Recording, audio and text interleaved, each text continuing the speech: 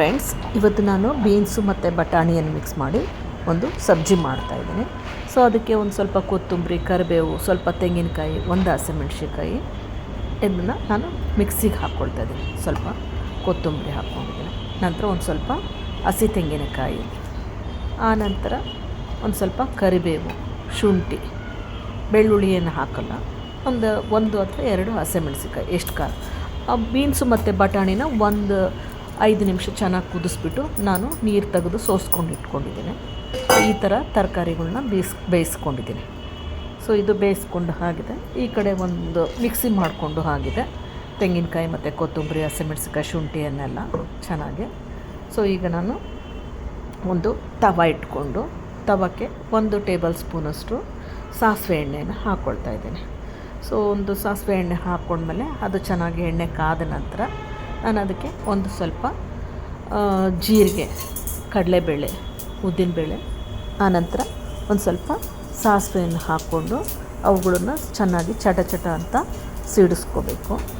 ಅದು ಚೆನ್ನಾಗಿ ಹೊಂಬಣ್ಣ ಆದ ನಂತರ ಕಡಲೆಬೇಳೆ, ಉದ್ದಿನಬೇಳೆ, ಒಂದು ಒಣಮೆಣಸಿನ್ಕಾಯಿನ ಒಂದು ಕಟ್ ಮಾಡಿಬಿಟ್ಟು ಹಾಕ್ಕೊಳ್ಬೇಕು. ಅದನ್ನು ಸಹಿತ ಈ ಥರ ಒಣಮೆಣ್ಸಿನ್ಕಾಯಿ ಹಾಕಿದ ನಂತರ ಸ್ವಲ್ಪ ಒಣಮೆಣ್ಸಿನ್ಕಾಯಿ ಆದ ನಂತರ ಆನಂತರ ಸಣ್ಣದಾಗಿ ಕಟ್ ಮಾಡಿರ್ತಕ್ಕಂಥ ಒಂದು ಈರುಳ್ಳಿಯನ್ನು ಸಹಿತ ಹಾಕ್ಕೊಳ್ಬೇಕು. ಇದಕ್ಕೆ ಈರುಳ್ಳಿನ ಸಹಿತ ಒಂದು ಸ್ವಲ್ಪ ಫ್ರೈ ಮಾಡ್ಕೋಬೇಕು ಚೆನ್ನಾಗಿ.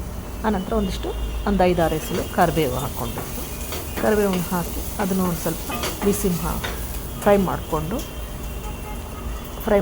ನಂತರ ಅದಕ್ಕೆ ಒಂದು ಸ್ವಲ್ಪ ಅರ್ಧ ಟೀ ಸ್ಪೂನಷ್ಟು ಅರಿಶಿನ ಪುಡಿ ಹಾಕ್ಕೊಳ್ಬೇಕು. ಆನಂತರ ಒಂದು ಸ್ವಲ್ಪ ಇಂಗನ್ನು ಹಾಕ್ಕೊಳ್ಬೇಕು.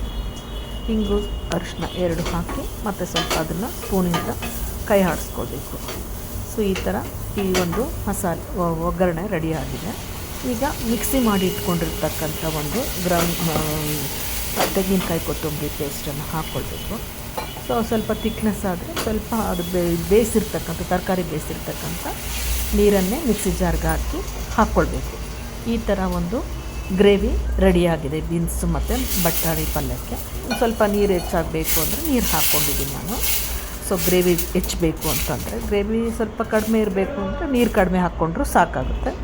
ಈ ಥರ ಆಗಿ ಚೆನ್ನಾಗಿ ಅದು ಕುದೀತಾ ಇದೆ ಈಗ ಚೆನ್ನಾಗಿ. ಸೊ ಹೀಗೆ ಗ್ರೇವಿ ಚೆನ್ನಾಗಿ ಕುದಿಬೇಕಾದ್ರೆ ಒಂದು ಅರ್ಧ ಟೀ ಸ್ಪೂನಷ್ಟು ಗರಂ ಮಸಾಲವನ್ನು, ಒಂದು ಸ್ವಲ್ಪ ಜೀರಿಗೆ ಪುಡಿ ಮಿಕ್ಸ್ ಮಾಡಿ ಹಾಕ್ಕೊಂಡಿದ್ದೀನಿ. ಸೊ ಸ್ವಲ್ಪ ಖಾರ ಬೇಕು ಅಂದರೆ ಒಂದು ಸ್ವಲ್ಪ ಖಾರದ ಪುಡಿ ಹಾಕ್ಕೊಳ್ಬೋದು, ಒಂದು ಚಿಟಿಕೆಯಷ್ಟು. ಸೊ ಈ ಥರ ಆಗಿ ಅದು ಎಲ್ಲ ಕುದ್ದಾದಮೇಲೆ ನಾವು ಬೇಯಿಸಿರ್ತಕ್ಕಂಥ ಒಂದು ಬೀನ್ಸು ಮತ್ತು ಬಟಾಣಿಯನ್ನು ಸಹಿತ ಈಗ ಅದಕ್ಕೆ ಮಿಕ್ಸ್ ಮಾಡ್ಕೊಳ್ತಾ ಇದ್ದೀನಿ ಗ್ರೇವಿಗೆ. ಸೊ ಈ ಥರನಾಗಿ ಬೀನ್ಸು ಮತ್ತು ಬಟಾಣಿಯ ಒಂದು ಪಲ್ಯ ರೆಡಿಯಾಗಿದೆ. ಈಗ ಚೆನ್ನಾಗಿ ಕುದೀತಾ ಇದೆ. ಹಾಗೆ ಕಲರ್ ಸಹಿತನೂ ಉಳಿದಿದೆ. ನಾನು ಮುಂಚೆನೇ ತರಕಾರಿ ಬೇಯಿಸ್ಕೊಂಡಿರೋದ್ರಿಂದ ಕಲರ್ ಬಂದಿದೆ. ಈಗ ರುಚಿಗೆ ತಕ್ಕಷ್ಟು ಒಂದು ಸ್ವಲ್ಪ ಉಪ್ಪನ್ನು ಹಾಕ್ಕೊಂಡ್ಬಿಟ್ಟು ಕೈ ಆಡಿಸ್ಕೋಬೇಕು. ಈ ಥರನಾಗಿ ಒಂದು ಬೀನ್ಸು ಮತ್ತು ಬಟಾಣಿಯಿಂದ ಮಾಡಿರ್ತಕ್ಕಂಥ ಒಂದು ಸಬ್ಜಿ ಚಪಾತಿ ಅಥವಾ ರೊಟ್ಟಿ, ಅನ್ನ ಜೊತೆಗೆ ತೊಗೊಳ್ಬೋದು. ಸೊ ಇದು ಈಗ ಕರೆಕ್ಟಾಗಿ ಆಗಿದೆ. ಟೇಸ್ಟು, ಉಪ್ಪು, ಖಾರ ಎಲ್ಲದು ಕರೆಕ್ಟಾಗಿ ಆಗಿದೆ. ಈಗ ಈ ಪಲ್ಯ ಈ ಥರ ಗ್ರೀನಿಶ್ ಆಗಿ ರೆಡಿಯಾಗಿದೆ, ಕುದಿನೂ ಆಗಿದೆ. ಈಗ ಸ್ಟವನ್ನು ಆಫ್ ಮಾಡ್ಕೋಬೋದು. ಈ ಹಂತದಲ್ಲಿ ಸ್ಟವ್ ಆಫ್ ಮಾಡಿಕೊಂಡು ನಾನು ಒಂದು ಅರ್ಧ ಒಳಕ್ಕೆ ನಿಂಬೆಹಣ್ಣು ಜ್ಯೂಸ್ ಹಾಕ್ಕೊಳ್ತಾ ಇದ್ದೇನೆ. ಇದು ಆಪ್ಷನಲ್ಲು, ನೀವು ಬೇಕಂದರೆ ಹಾಕ್ಕೋಬೋದು. ನೀವು ಈ ಥರನಾಗಿ ಬೀನ್ಸು ಮತ್ತು ಬಟಾಣಿ ಮಿಕ್ಸ್ ಮಾಡಿ ಚಪಾತಿ ಒಟ್ಟಿಗೆ ಪಲ್ಯವನ್ನು ಮಾಡಿ ಟೇಸ್ಟ್ ಮಾಡಿ ನೋಡಿ. ಲೈಕ್ ಮಾಡಿ, ಶೇರ್ ಮಾಡಿ. ಬಾಯ್. Thank you.